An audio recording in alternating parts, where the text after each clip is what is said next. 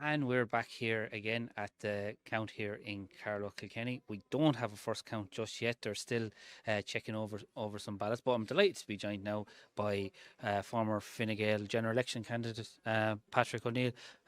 Patrick, it's been a long old wait. Yeah, I've been following from at home and came in here about 6:30 expecting something to happen maybe, but I think now I'm hitting you on the way out the door here now to go home and put kids to bed. Yeah, It's been a slow process here, unfortunately.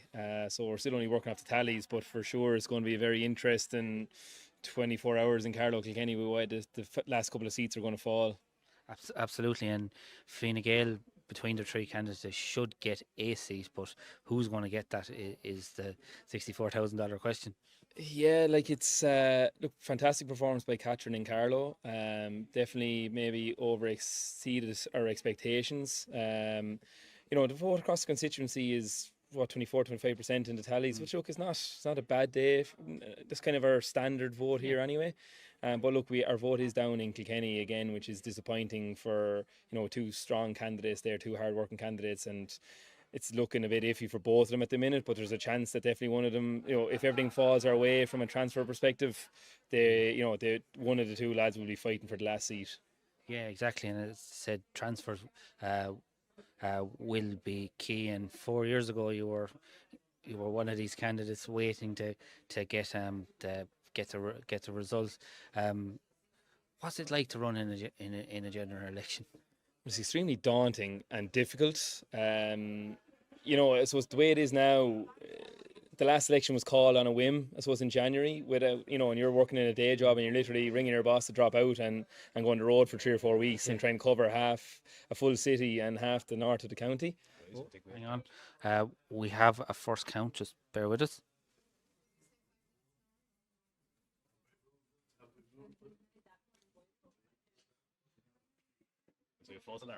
Oh, sorry,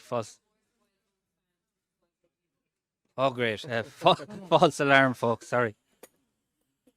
Okay, okay. Where were we again? It can be daunting to run in a Yeah, no, general election. exactly. It was, yeah. Look, it's really difficult for a new candidate to try and get the ground covered and your profile out there in such a short period of time. And same for the candidate system, even though it was probably bit of a well kept secret that was going to be before Christmas. Everyone had a little bit more time to prepare for it, maybe compared to the last election. But I suppose if you're working towards the end of a 5-year term, you kind of had a bit of a chance to work. Particularly, you'd rather maybe a summer election where you could cover Oh more yeah, yeah. ground in the summer evenings, etc. But yeah, look, it's really difficult. You're relying on a lot of people to do a lot of work for you for no reward, Yeah. and it's very hard to ask people to do a lot of that. And yeah, but look, it was thoroughly enjoyable. Really glad I did it. But yeah, it's a really hard thing to do for anyone. And look, I was lucky part of a larger party that had a bit of support and people willing to lend a hand. It's for smaller parties, independents in a big constituency like this, it's very very difficult. Absolutely. And overall, how do you think Fine Gael handled this campaign, both locally and on a national level? I know there were a few things that cropped up that weren't helpful Mhm. um, along the way. But overall, how would you assess how the general election has gone for them? Well, I think locally, starting off, I think we couldn't have, like the candidates, I think from what I can see, could have done no more. Catherine's obviously done a fantastic job, got a great vote.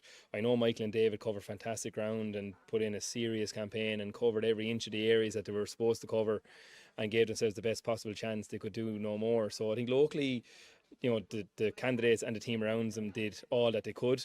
Look, nationally, obviously, a few issues that arose in the last week or two that obviously probably didn't help. We probably got a little bit weak on certain things, when things started kind of maybe going against us. Maybe should have held our ground a little bit more, being a bit more firm to shore up some of your core vote when you look at it. But look, every election is difficult. No party is really could say that they're supremely popular at the minute. So there's still a lot of apathy and indecisiveness out there amongst the electorate, and there's no real party out there at the minute that's sticking out as the favourite of any area of the electorate. True.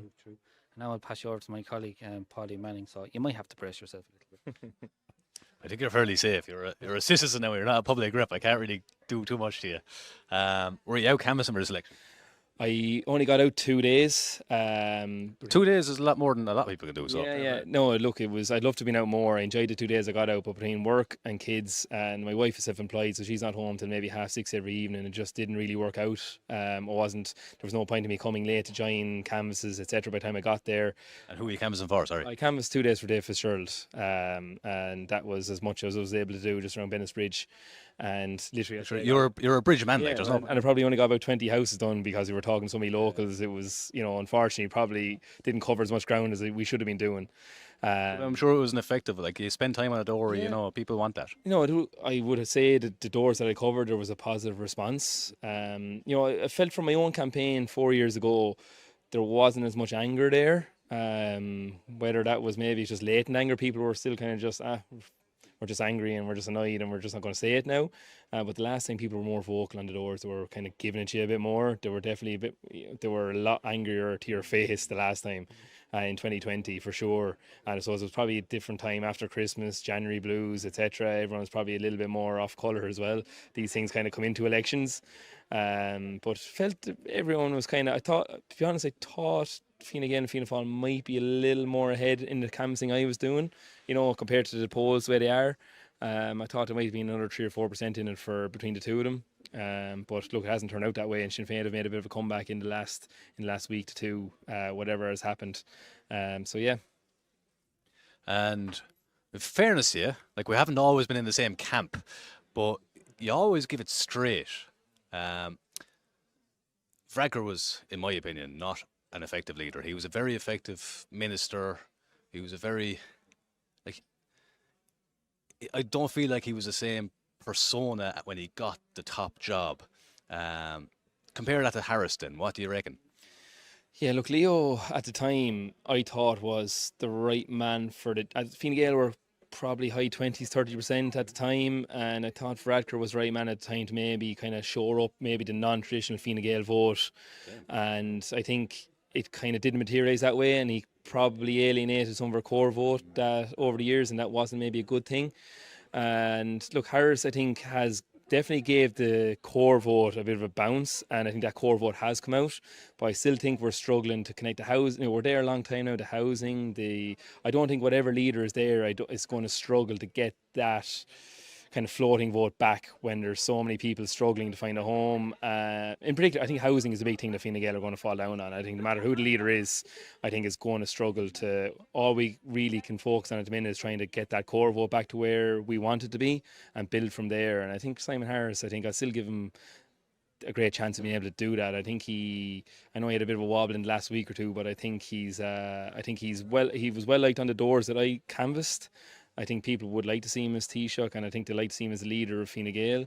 And I think there's a lot more to come from him. And I suppose we'll see what way things materialise in the next few weeks and months with government formation. But look, I think we have the right man for the job at the moment. But look, Varadkar, to be honest, while I've good time for him, I think ended up being a little bit of a disappointment for the party nationally. Agreed. And and look, in fairness to the man, he stepped away when he could easily have dragged it out to this election, and he had the honour, I suppose, to maybe step away when he knew he was probably hindering the party going forward. So you have to give him his due for that, because there's not many people in politics that are able to see that and do that and have the bravery to walk away. So I think his heart was always in the right place, but it just didn't really work out for him.